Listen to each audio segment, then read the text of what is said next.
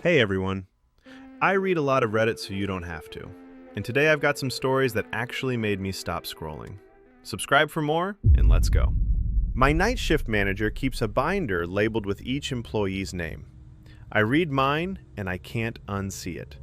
She'd been working the night shift for 8 months. Never had a reason to be afraid of anything but the usual warehouse hazards: machinery, accidents, overtime burnout. Sometimes the scariest discoveries don't come from strangers in the dark. They come from someone with a key. Someone close enough to watch your routine, again and again, night after night. I work night shift at a warehouse. It's not glamorous, but it pays and the routine is simple.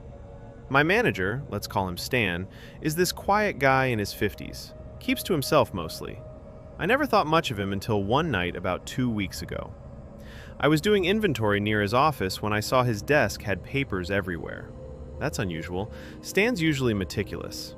There was this black binder sitting open, and I could see tabs with names written on them. Employee names. I shouldn't have looked. I know that now. But curiosity got the best of me. The tab with my name was right there. My file was thick. I don't know what made me flip it open, but I did. What I read made my hands shake. It wasn't performance reviews. The notes were personal, detailed. There were exact times of when I left work, not just the shift time, but specific minutes. What I was wearing, my car make, color, plate number. Times my mom calls during my shift, every Tuesday and Thursday at 8:47 p.m. That's in the file. Exact times. Then there was a section labeled Social Media Review, with notes about my menstrual cycle tracked from Instagram posts and period tracker app usage he'd somehow determined I had. Notes about my apartment location, neighbor names he'd watched me interact with. The worst part was a section labeled Isolation Opportunities. Under that were notes about the nights I'm alone at the warehouse, times when no supervisors walk by, dead zones where cameras don't reach, times I leave late and my car is in an empty lot, handwritten annotations, red circles around certain dates. I closed that file feeling sick, violated, but I had to know if it was just me. But when she found the courage to check the others, the real horror came into focus. This wasn't about one employee. This was systematic. This was intentional. OP froze. The file was still there on the desk, still open to their own name, still readable. Hands shaking, harder now, because everything had changed in that instant between reading the header and reading the contents. The realization was just beginning to unfold, and underneath the panic, something worse: the need to know. The need to understand how far this had actually gone. My hands won't stop shaking. I'm sitting in my car in the parking lot, the file open on my lap, and I can't unsee what I just read about myself. The panic is real, but underneath it there's this sick need to understand. How many other people? How long? How deep? I force myself to move, to walk back inside like nothing happened, like I haven't just seen something that changes everything. I pull out files one by one. Everyone. Every single person on the night shift has a file with their name on a tab. Sarah, Marcus, Devin, Jessica. Everyone. I open them and the pattern is identical across every single one. Exact times they clock in and out. Notes on where they live, what cars they drive, which routes they take home. Vulnerability assessments. One mentions isolated evening walks. Another, single, no family nearby. Another lists her mother's hospital schedule. Meticulous, obsessive, clinical. Some files are thin, only a few pages.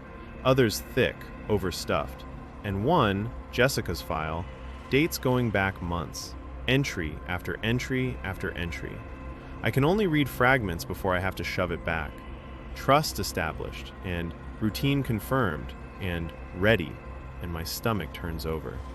This isn't management. This is hunting. This is systematic. This is intentional. And he's been tracking all of us. And in that moment, standing there alone in the warehouse after hours, OP understood something very fundamental. This wasn't just creepy management. It wasn't a quirk or a violation or someone's weird hobby. This was infrastructure. This was planning. This was someone methodically building a foundation for something unspeakable, and OP knew exactly what they had to do. The knowledge was both terrifying and absolutely clarifying. I went deeper into that binder. Something in me needed to understand what I was looking at. The other files all had things inside them. Notes next to certain entries with check marks, little marks that made me feel sick. Follow-up notes with corrections, like he was testing something, refining his approach. But then I found it, an older file, a different name, an employee who'd left about 3 months ago. Her file was thicker than all the others combined, pages and pages. I couldn't read all of it, my hands were shaking, but I caught fragments. Vulnerability confirmed was underlined. Access window with dates. The most recent entry was just days before she stopped coming to work. I remember her. Quiet girl, kept to herself, early morning shifts alone. Nobody said she quit. One day she just wasn't there. The manager had come in looking sad that day, said she'd moved away suddenly, family emergency. But here was his binder, his documentation of her. The same meticulous, predatory detail he'd recorded for all of us, but escalated, refined. Like he'd been practicing on us, and she was where he'd decided to move. That's when it stopped being intellectual horror and became primal. I couldn't go home and sleep on this. I closed the binder, put it back, and I went straight to HR and told them everything. The thread exploded. People recognized what they were looking at. I don't understand how a manager just carries around a binder full of personal surveillance notes and nobody questions it. Didn't anyone find it strange that he was writing that stuff? Looking back, people joked about it constantly. There's Derek and his little black book again. But nobody actually questioned him about it. He was the boss. You don't ask your manager what he's writing. And honestly, I think that's exactly why he got away with it for so long. We were all conditioned to just accept it without looking too closely. That next phase language is absolutely terrifying. This person was grooming them before escalating. I'm so glad you reported it, and that Jessica's family will at least get answers, even if the outcome is devastating. I work nights too, and I'm now paranoid as hell. The fact that he was specifically targeting vulnerable night hours. You did the right thing reporting him immediately. I'm changing my routes home tonight. And that was when the waiting began. Within hours, OP filed a report with HR. By the end of that same shift, police were at the warehouse questioning the manager. That's when the investigation took a hard turn. The police found things in his apartment. They think they know what happened to Jessica. I reported it to HR before I clocked out. They took one look at the binder and called the police immediately. Turns out, the older file I couldn't read fully belonged to Jessica Chen. She was a warehouse associate who stopped coming to work 3 months ago. We all just assumed she'd quit, but her file told a completely different story. I got a call from a detective asking if I'd participate. I said yes immediately. She walked me through what they'd found. Jessica's file had escalation notes. Trust established. Isolation identified. Ready for next phase. Dates, times, locations. The notes aligned perfectly with when she disappeared. Police executed a search warrant on our manager's apartment that same day. They found surveillance equipment, camera feeds, hard drives full of footage of employees at home, at the gym, walking to their cars. Search dogs were deployed to the area where she went missing. I keep wondering how long he would have documented us if I hadn't found that binder. The detective didn't say it outright, but the implication was clear. This wasn't just surveillance. They believe he took action. And suddenly, this wasn't just creepy. This was systematic predation, a paper trail of hunting. Did the other coworkers find out what he wrote about them? Like, are they as horrified as you? Absolutely devastated. Sarah, whose file was almost as thick as Jessica's, broke down completely when HR showed her what he'd written. She's already quit. Everyone is processing that we were being studied like specimens while we clocked in every night. It's broken trust in a way I don't think we'll recover from. The progression from surveillance to documented isolation opportunities to ready for next phase is textbook predatory escalation. This reads exactly like grooming documentation. Thank God you found that binder before something worse happened." And that is where we left this. But the story doesn't end here. The warehouse manager was arrested the next morning. He was in custody pending investigation into stalking, surveillance, and a missing person case. His apartment and car were seized for forensic analysis. The police found things in his apartment. They think they know what happened to Jessica. I've been with detectives for 3 days straight. I had to watch them go through that binder, page by page, photographing everything for evidence. That's when I found out about Jessica. She didn't quit 3 months ago. She disappeared, and her file didn't stop at those dates. The notes escalated. Access secured, optimal window identified. Then timestamps matching the night she vanished. He'd tracked her, documented her isolation, was planning. They found surveillance equipment in his apartment, hundreds of photos. His car had duct tape, rope, chloroform residue. He's under arrest. Jessica is still missing. The police are following every lead. Search teams are still out there. I quit that day. I couldn't go back knowing every step I'd taken had been watched and calculated like I was prey. The helplessness of it. Understanding that your routines, your vulnerabilities, your isolation were being hunted by someone with daily access. It doesn't fade. The comment section filled with people who knew that particular dread. Warehouse workers, night shift people, anyone who'd felt that crawling sensation when a manager watched a moment too long. Please share Jessica's information everywhere. Social media, local news, community boards. The more eyes on this, the better chance of finding her. First weeks are critical. Is her family organizing anything? Please stay hyper-vigilant. Even in custody, these people often have accomplices or connections outside. Document everything. Change your routines. Trust no one from that workplace. Here's what stays with you: the speed of collapse. One moment you're clocking in for another shift. The next you realize every routine has been hunted, every vulnerability cataloged, every moment of isolation calculated. That's the lesson that never leaves. On to the next one. I, 23-year-old female, asked my boyfriend, 26-year-old male, to stop during sex, and he didn't. Then he said something that made me realize he could actually kill me. What you're about to hear starts with a relationship that seems solid. 3 years together, open communication, established boundaries, trust. Everything you're supposed to have.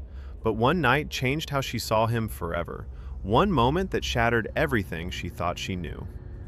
I've been with my boyfriend for 3 years now. We've always had what I thought was a really healthy, communicative relationship. We talk about everything, and when it comes to our intimate life, we're even more careful. We have established safe words because we care about consent and respecting each other's boundaries. I genuinely believed we were on the same page about this stuff. Then Tuesday night happened. We were having sex and things escalated faster and rougher than usual. I was into it at first, but quickly it got to be too much. My heart was racing and I felt panicked, so I used our safe word. He didn't stop. I said it again, louder this time, panic rising in my voice. He just kept going. Eventually, he stopped on his own terms and rolled off me. I was shaking, unable to move or speak. Then he leaned down toward me while still on top and said something that made my blood go cold. He said it casually, like commenting on the weather. "I'm in the mood to kill you right now." Not angry, not joking, just stated as a fact. The way he looked at me in that moment, it was like I was looking at a stranger. That's where the hook lands. That moment when she realized everything she believed about him, about their relationship, about her own safety, was wrong. And what happens next only gets worse. The 30 seconds that broke everything didn't feel real. And what came after felt even worse in ways she couldn't articulate yet. I couldn't move. I was frozen there while he got off me like nothing happened, rolled over, and fell asleep. I'm lying in the dark, my heart hammering, and he's snoring. I laid there for hours. My brain kept replaying it. I'm in the mood to kill you right now. Not angry, not joking, just stated, like telling me it was going to rain. When I finally whispered, "What did you mean?" he laughed. "What do you mean, what did I mean? I was joking, babe." Joking. He was joking. That's when I started to feel crazy. Because I knew he wasn't joking. I knew it in every cell. But he said he was, and he said it so easily, so confidently, Like obviously he meant it as a joke and I was the insane one. I tried to have a real conversation the next day. Explained that joke or not, that crossed the line. We had safe words. We needed to talk seriously. He shut me down, said I was hysterical, dramatic, that I'd imagined it, that he never said anything. But he did, and I knew he meant it, that he wanted to kill me, that he's capable. His denial is worse than the words because now I'm doubting my own mind, questioning what I actually heard. That's when the real horror crystallizes. Not just what he said in that moment, but that he's now convincing her she imagined it entirely, making her question herself. The gaslighting tightens around her like a noose. She's paralyzed not by fear anymore, but by doubt about her own sanity. Did she really hear it? Does her own mind matter? Did any of this actually happen if he says it didn't? That question becomes more terrifying than any death threat. The memories kept coming back, hitting different now. I sat there for hours, just remembering. And suddenly, everything hit different. 3 years of conversations I'd laughed off, comments I'd written off as him being intense or possessive, but they weren't banter, not even close.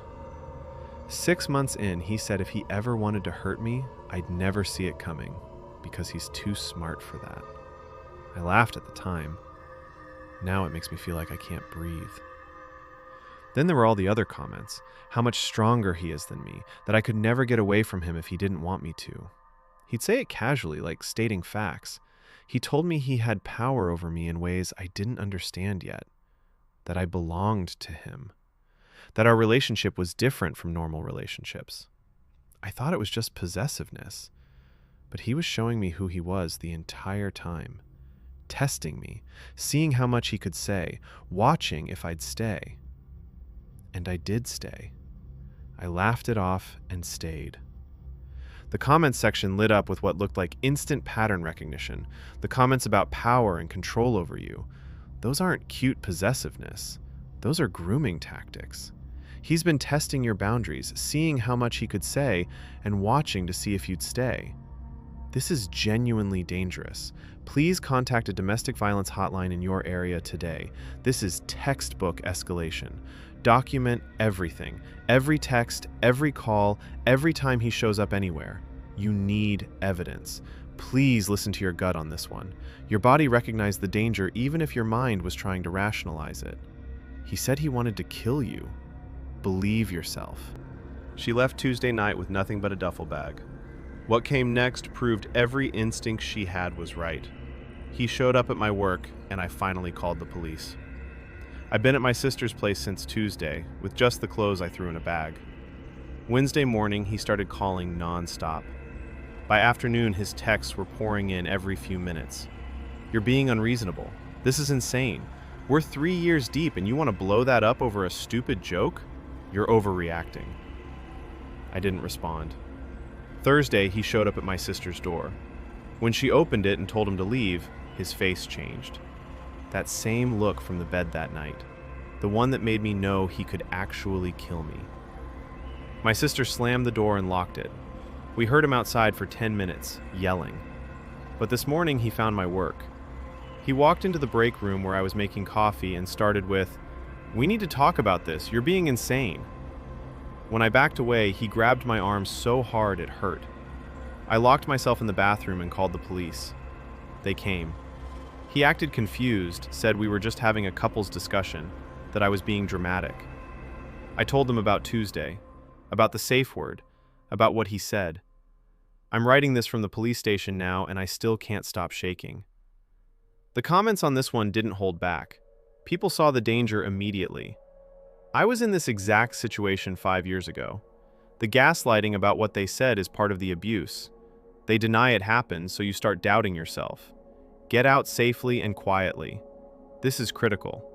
If he's already violated her consent, made threats, and is showing up at her locations, those are textbook warning signs for serious violence. OP, this isn't about relationship repair.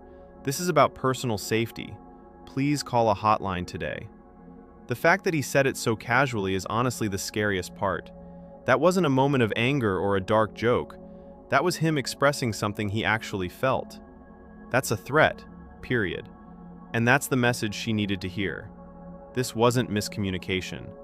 This was danger. Things escalated fast after she left. The calls, the texts, the denials. And then came the moment that forced her hand. He showed up at my work, and I finally called the police. It's been a nightmare.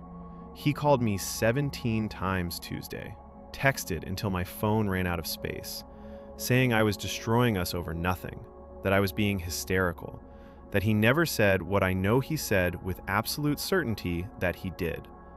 He kept asking when I was coming home. I stayed at my sister's because I couldn't be near him, couldn't sleep, couldn't think straight. Then yesterday he showed up at my work. I was at the register and looked up, and there he was.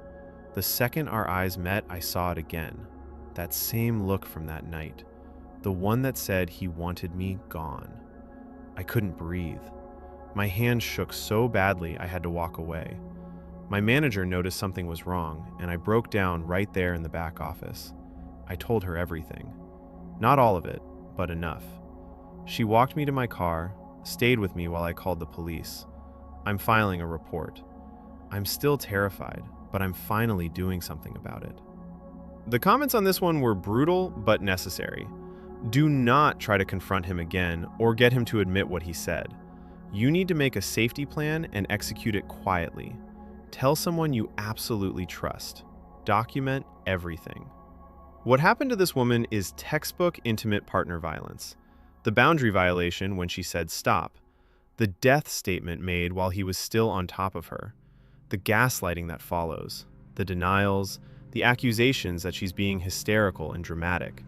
And then the escalation, showing up at her sister's door with that predatory look in his eyes, and later at her workplace. That progression is exactly what abuse escalation looks like. That's how it builds, how it traps you. She has every reason to be afraid. And that is the last story for today.